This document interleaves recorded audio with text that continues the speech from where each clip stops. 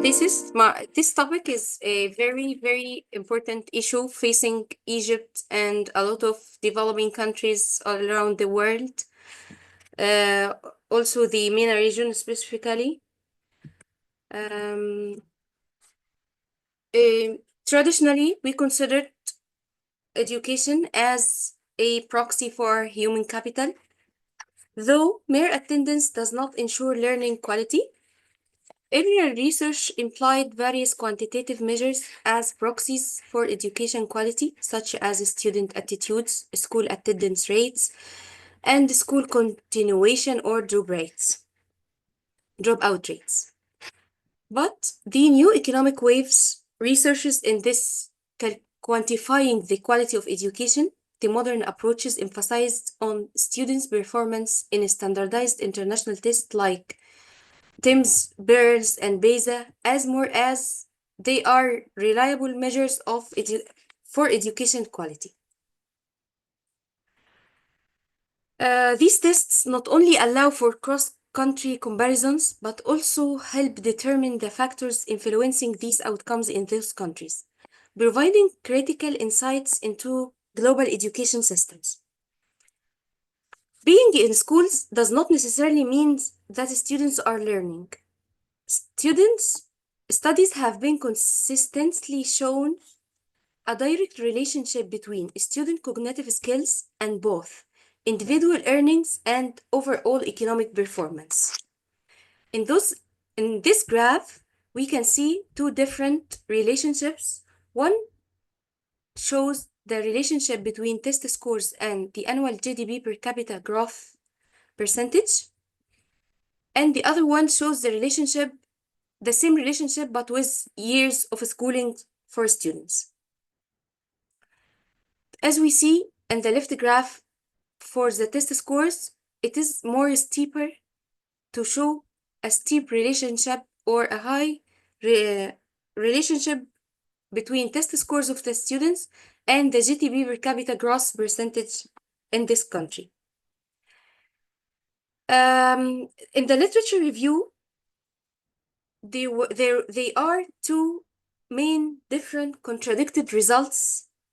The first one was initiated in 1966 by the famous Coleman Report conducted in the United States, concluded that family socioeconomic status was the most significant determinant of student achievement, downplaying the importance of schools' characteristics like funding and resources and facilities of the schools. It assessed education quality in the US public and private schools using data from over 600,000 students and teachers, attributing poor performance of the students to factors such as family background and teachers' verbal skills. And they said that this may be because American schools is full of immigrant students. Based on this report, the debate of money matter versus money does not matter initiated. On the other hand, Hanneman-Loxley effect proposed that in low-income nations, school-related factors such had a more significant impact on student achievement than family background. But later on, Sheikh and Luke found that in poorer countries, simply increasing school resources did not guarantee better outcome, reinforcing the complexity of the debate over whether education funding or family backgrounds matter more. For instance, Gary Becker's household production theory directly linked family investments and resources to children's educational attainments, showing that higher family income leads to better education quality for children, which makes sense. Numerous studies have demonstrated that students from lower SES families develop academic skills more slowly than those peers from higher SES background. Moving to Egypt and the challenges facing Egypt education quality. Though Egypt enrollment rates have been developed during years since 1978, it was 64%, reaching 98% in 1780. Despite this higher enrollment rates, quality of education remains a critical issue in Egypt, where Egypt ranks 133 out of 137 in the Global Competitiveness Report 1718, where the country scored only 2.7 out of 7 on education quality. And the critical 30% of preparatory students are unable to read or write despite their progressing through the system and formally passing the previous years. This indicates severe disconnect between school attendance and actual learning for those students.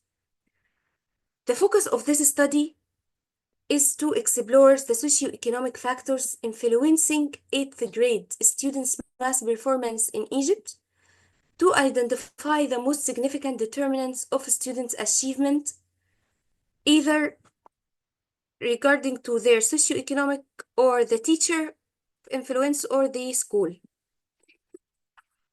We examine the socioeconomic and school-related factors impacting math performance in Egypt using TIMSS data 8th grade. This is our objective here. The second objective is to validate the analytical techniques. I used two different techniques to compare their result from two different analytical approaches. The first one is Lamere plus jackknife techniques, and the second one is mix BV function in our software to ensure the robustness and the accuracy of the results. My third research objective is to develop actionable policy recommendations based on the analysis to improve math achievement outcomes in Egypt. Our data source, as we mentioned before, it's TIMSS data 2019 for Egypt. The student socioeconomic status with school and teacher characteristics, its grades, those are the data. The model used is mixed effect modeling for quantitative analysis test result. This mixed effect model, known also by hierarchical linear modeling or HLM.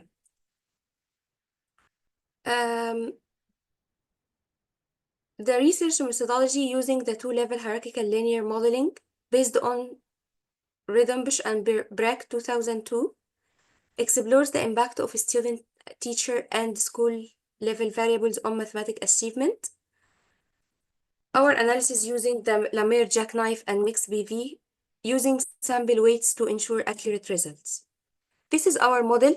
My dependent variable is the TIMSS student mathematics scores using the 5 possible values as my dependent variable. The independent variables was 2 levels. The first level was the student level, which consists of the gender question, socioeconomic status of the students, their parental education, the highest level of parental education.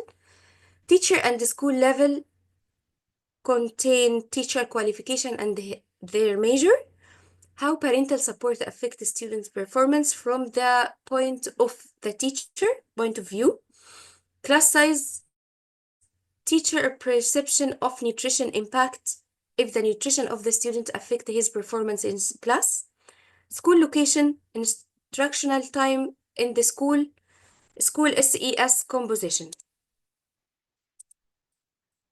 This is the result. Now, this is the first function result, and this is mixed BV estimate.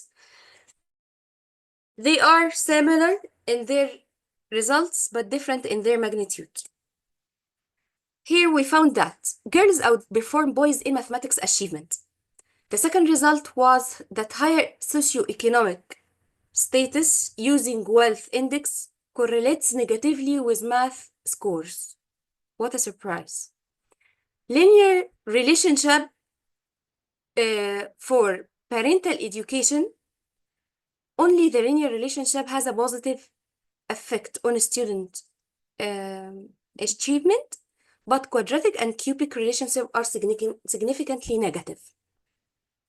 We found a larger impact observed in Lamere plus GK analysis. Sorry, 1 minute left, Sarah. 1 minute.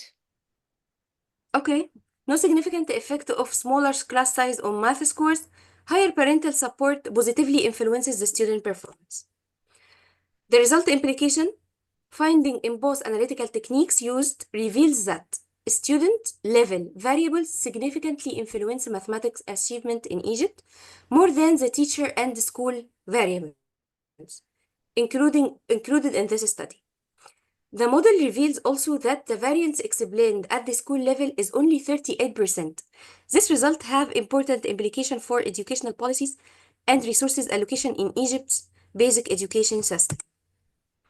It can be inferred that school level variables tend to exhibit less variation compared to teacher or student level variables, as schools are generally more homogeneous than teachers or home environments variables. At the end, this is my acknowledgement to my professor, past Professor Tariq Morsi. May Allah bless his soul. And thank you for listening.